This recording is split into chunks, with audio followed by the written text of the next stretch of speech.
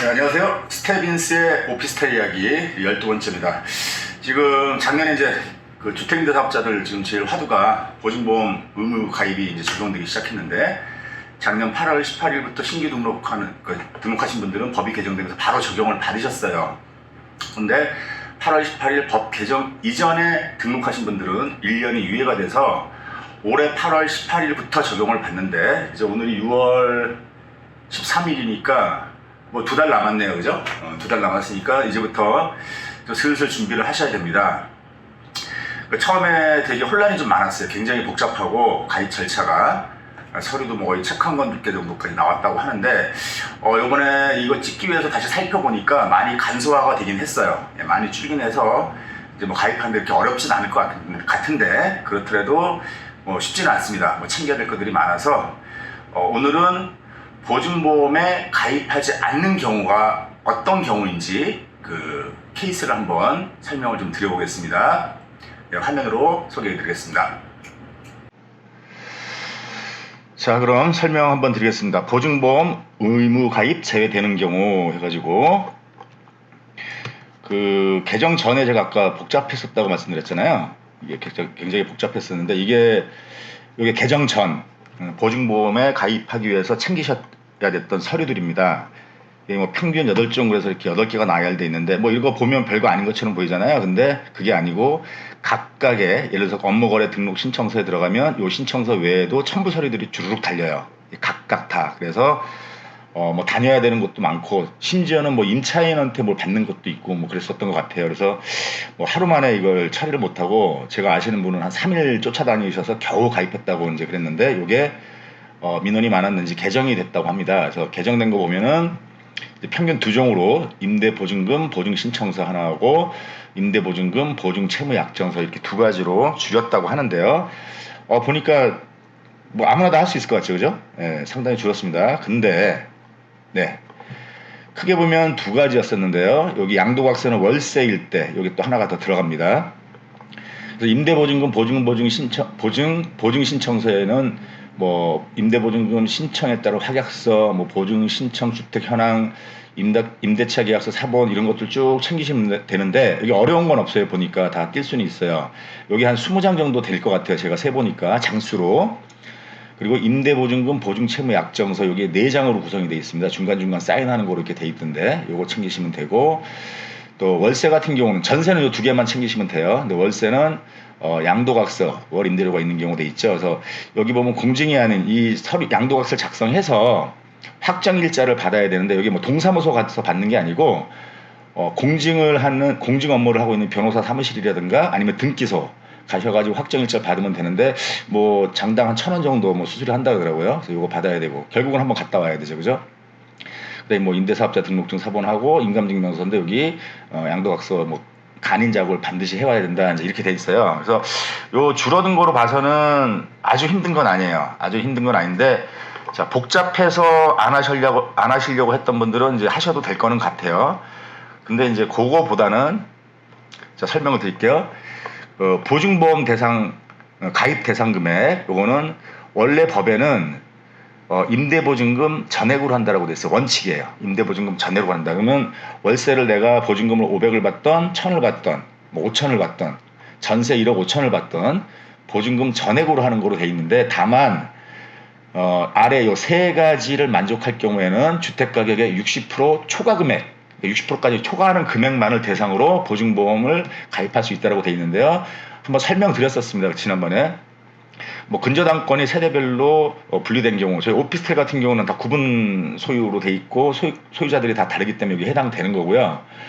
그 다음에 뭐 선순위 제한 물건, 압류, 가압류, 가처분 등이 해소한 경우도 이건 뭐 거의 없다고 보고요. 여기 첫 번째, 두 번째는 다 해당이 되실 거고, 세 번째, 임차인이 전세권 설정을 요구하고 임대사업자가 이에 동의하여 전세권이 설정된 경우인데, 전세권 설정 안 해주시잖아요. 그죠? 뭐 서로 복잡하고. 그래서 여기 단서 조항 나중에 보면은 임차인이 전세권 설정을 요구하지 않을 경우 전세권이 설정된 것으로 가름한다, 본다라고 돼 있어요. 그래서 요구하지 않을 경우인데, 당연히 요구하지 않는다는 임차인의 동의서가 필요합니다. 이렇게 생겼어요. 동의서는 구청에 가면 비치되어 있는데요. 여기 똑같이 하나, 둘, 세 가지 요 경우에는 60%를 뺀 금액이 0 또는 마이너스에 해당하면 보증보험 가입을 하지 않아도 됩니다. 이렇게 이제 안내가 돼 있고, 제가 앞에서 설명드린 세 가지 경우가 돼 있어서 여기 임차인이 아래 임차인은 위 임대보증금 보증가입 의무 관련 내용을 확인하였으며 대상 등록임대주택에 대하여 전세권을 요구하지 않아 전세권이 설정되지 않았음을 확인합니다. 그래서 이걸 하나 여기 밑에다 임차인 성명, 생년월일, 연락처 이렇게 받으시면 돼요. 이거 갖다 내시면 되고요.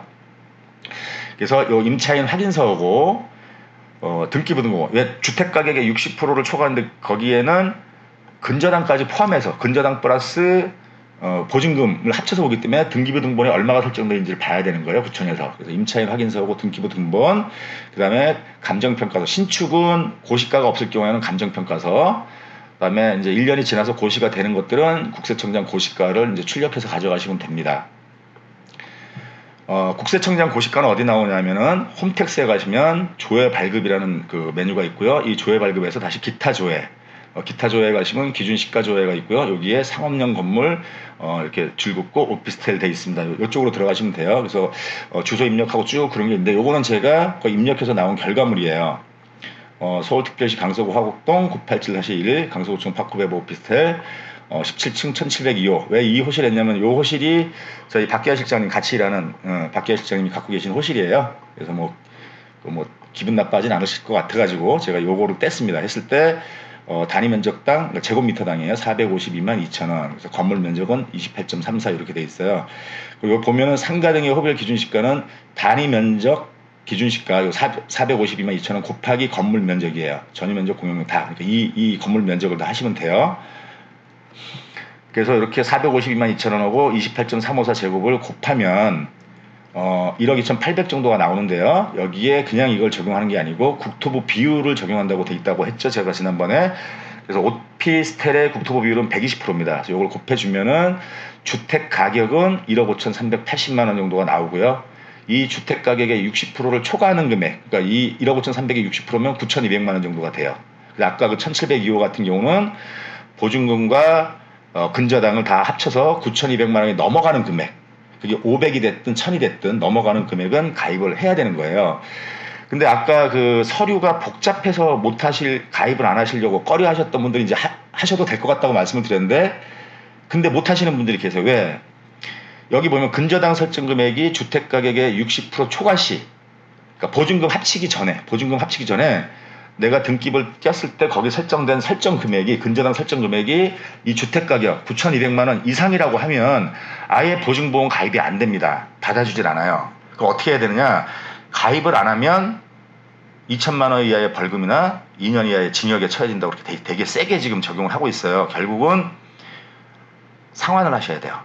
상환하셔서 이 설정 금액이 9,200만 원 밑으로 떨어지게 하셔야 되는 거고, 9,200만 원으로 맞춰놨다. 이게 빌린 돈의 20% 정도 더 얹기 때문에 한 8천, 7천 얼마, 8천 얼마, 8천이면 9억 넘어가네요. 그럼 한 8천이 안 되겠네요. 하여튼 실제 빌리는 돈은 한 7천만 원 정도, 7천 몇백만 원 정도 돼야지 20% 곱하면 9,200이 나오니까 그 정도로 낮춰 놓으셔야지 되는 거예요. 그래야지 가입이 되고, 그 상황에서 설정 금액 9,200 넘어가는 거, 보증금하고 합쳐서 넘어가는 걸 가입하시면 됩니다. 그래서 이것 때문에 가입을 못 하시는 분이 계신 거예요.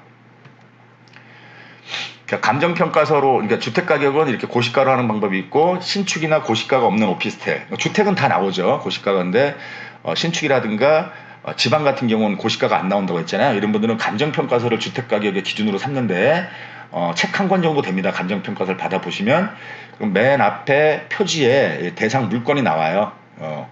어떤 그 물건이라는 게 여기 나오고 주소가 표시가 되고, 한 장을 넘기시면 이게 총괄표로 보여요. 그래서 여기에 결론적인 금액이 나옵니다. 감정평가 금액이 나오기 때문에 이 두 개만 복사하시면 돼요. 이 두 개만 복사하셔가지고 갖다 제출하시면 됩니다. 그래서 가입하지 않으려면 근저당 설정 금액하고 보증 금액이 주택 가격의 60% 이하여서 가입 대상 금액이 0원으로 이렇게 맞춰 놓으시면 나중에 이렇게 계약서에, 표준 임대차 계약서 쓸 때 이게 두 번째 페이지인가 있을 거예요. 거기 보시면 임대보증금 보증가입 여부에서 미가입에 체크하시고, 미가입 사유는 가입 대상이 0원 이하다 해서 요 표준 임대차 계약서, 그 다음에 그 전세권 설정하지 않는다는 임차인 확인 설명서, 등기부 등본 뭐 이런 거 다 앞에서 말씀드렸던 거 준비해서 같이 가져가시면 돼요. 자, 그렇다면 이제 임대보증금 보험에 가입하지 않는 경우는 어떤 경우가 있느냐? 뭐 전세하고 월세하고 나눠서 보면요. 전세는 뭐 기본적으로 지금 오피스텔은 그 매매가나 분양가의 뭐 90% 이상으로 막 전세가 들어오기 때문에 다 대상이 될 겁니다. 가입하는 대상이. 근데 뭐 물론 등록임대주택이 아닌 경우는 해당 사항이 없겠죠. 민특법을 적용받지 않으니까. 요거 외에는 없을 것 같아요. 전세는. 아니면 전세 금액이 뭐 주택 가격이 60% 이하라든가 그런 경우인데 오피스텔 같은 경우 좀 흔치 않죠. 월세 같은 경우는 뭐 마찬가지로 등록 임대주택이 아닌 경우는 뭐 해당 사항이 없어요. 가입 안 하셔도 되고. 보증금이 없는 계약의 경우. 그러니까 아까 그랬죠. 근저당과 보증금액을 합쳐서 그 금액이 60% 넘어가는데 어쨌거나 보증금에 대해서 넘어가는 금액, 그 보증금에 대한 가입이 대상이 되기 때문에 보증금이 없다. 뭐 그러면은 가입 대상이 아닌 거죠. 보증금이 없는 계약의 경우는 가입 대상이 아니다.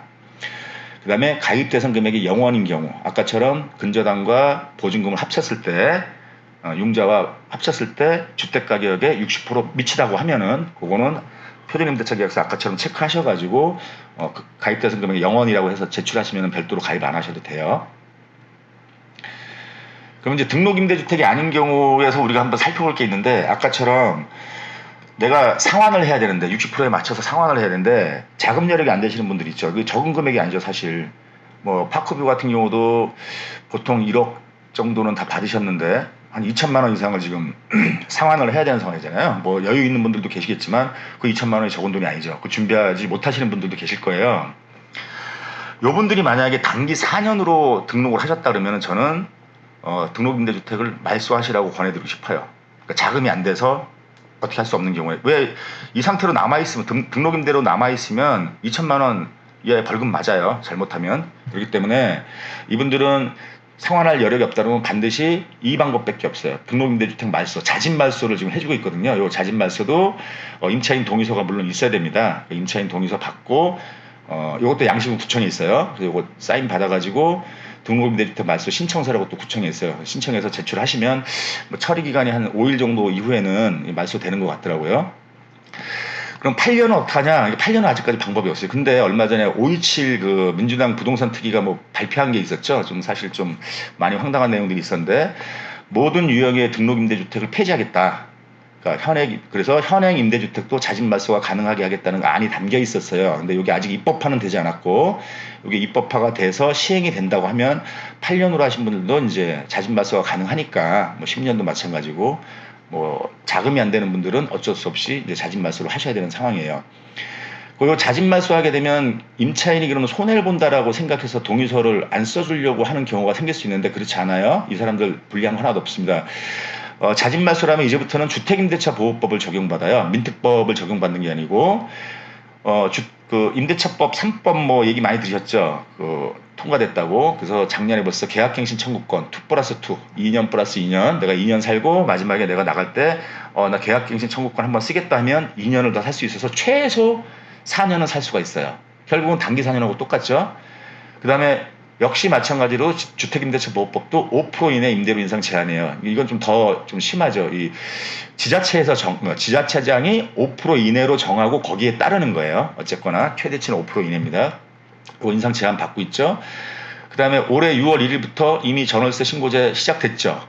그러면 이거나 틀릴 게 하나도 없어요. 당연히 이렇게 법이 진행되면 단기 4년은 이제 없어지는구나라고 생각을 하고 있었어야 됩니다. 그래서 지금 자금 문제 때문에 보증보험 가입 안 되시는 분들은 이 방법을 쓰셔서 빠져나오셔라 그 말씀 드리겠습니다. 그 다음에 보증금이 없는 계약의 경우 당연히 보증금이 없으니까 보증 대상 금액이 없는 거죠. 제로인데 이건 제가 방송에서 말씀드리진 않겠어요. 이건 상당한 편법이기 때문에 괜히 제가 뭐 잘못 말씀드리면 안 될 것 같아서 여기서는 코멘트하지 않겠습니다. 가입 대상 금액이 0원인 경우 아까 설명드렸고요. 자, 이렇게 하셔서 보증보험 가입이 서류적으로 힘들었던 것들은 이제 많이 사라진 것 같아요. 할 수 있을 것 같아요. 그 아까 서류 양식은 많은데 그냥 내가 갖고 있는 거, 내가 뛸 수 있는 것만 띄면 되기 때문에 서류적 절차가 복잡하다고 해서 가입 안 하시려고 하는 거는 이제 접어두시고 하셔도 되고, 다만 내가 그 60% 초과되는 금액을 상환해야 되기 때문에 그 금전 문제 때문에 자금 문제를 내가 해결하지 못해서 가입을 못한다고 하면은 지금 설명드린 방식으로 주택임대차 그 민특법을 빠져나가서 등록 말소하시고 그런 식으로 방법을 찾으시기 바랍니다. 네, 감사합니다. 그리고 뭐 궁금하신 사항이 있으면 언제든지 저희 부동산에 들러서 문의해 주시고 뭐 전화 주셔도 괜찮고요. 방문을 환영합니다. 네, 감사합니다.